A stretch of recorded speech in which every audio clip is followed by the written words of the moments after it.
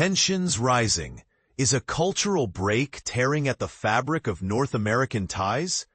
Imagine waking up to headlines that paint a picture of strained friendships and shifting alliances.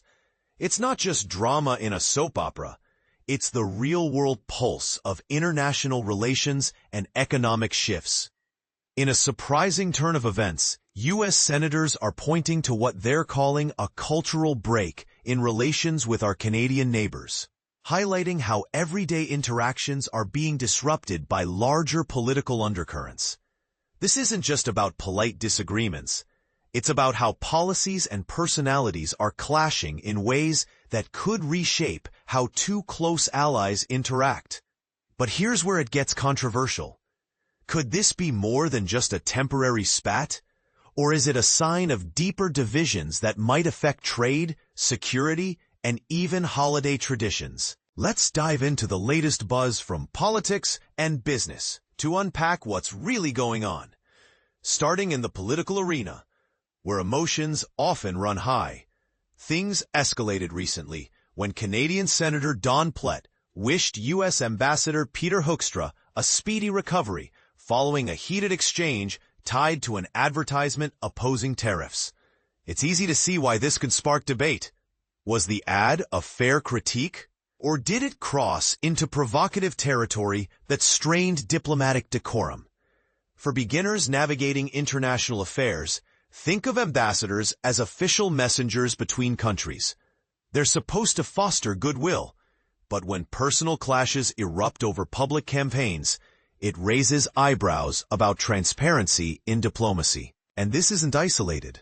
Broader U.S. foreign policy decisions are causing ripples at the G20 summit in South Africa, where Canada and European allies are pushing back against certain plans related to Ukraine.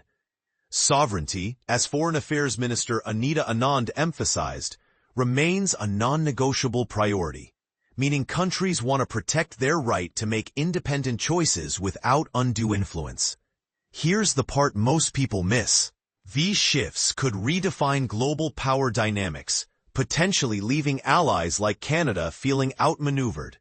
Is this a bold stand for national interests, or a risky move that isolates the U.S. further? The conversation is heating up, and we'd love to hear your take in the comments. Do you think such policy disagreements are healthy for international cooperation, or do they signal a breakdown in trust? Meanwhile, on the security front, G7 interior ministers are gathering in Ottawa to tackle pressing issues like organized crime, migrant smuggling, and the drug trade. Picture this as a group huddle of world leaders brainstorming solutions to cross-border challenges that affect everyday lives, from cyber threats to human trafficking. For those new to the G7, it's a club of 7 major economies focused on global issues. These meetings are crucial for coordinating efforts that go beyond borders. But here's where controversy brews. Some argue these discussions could lead to stricter policies that might infringe on individual freedoms, while others see them as essential safeguards. What if enhanced migrant controls, for instance, inadvertently create humanitarian crises? It's a balancing act that invites strong opinions. Shifting gears to the business world, where economic realities hit closer to home. Christmas tree growers in the U.S. are facing a tough season ahead due to a significant drop in sales. This isn't just about fewer twinkling lights in homes. It's a symptom of broader economic pressures, like inflation or shifting consumer habits, that could impact livelihoods and local industries. Imagine the frustration of farmers who've nurtured these trees for months, only to see demand plummet, perhaps due to people opting for artificial alternatives or tightening budgets.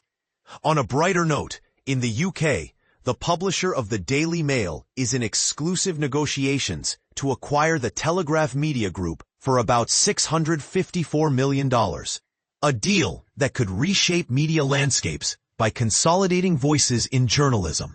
Think of it as two giants in the news world joining forces, potentially leading to more influential storytelling, but also sparking debates about media monopoly and diversity of opinions.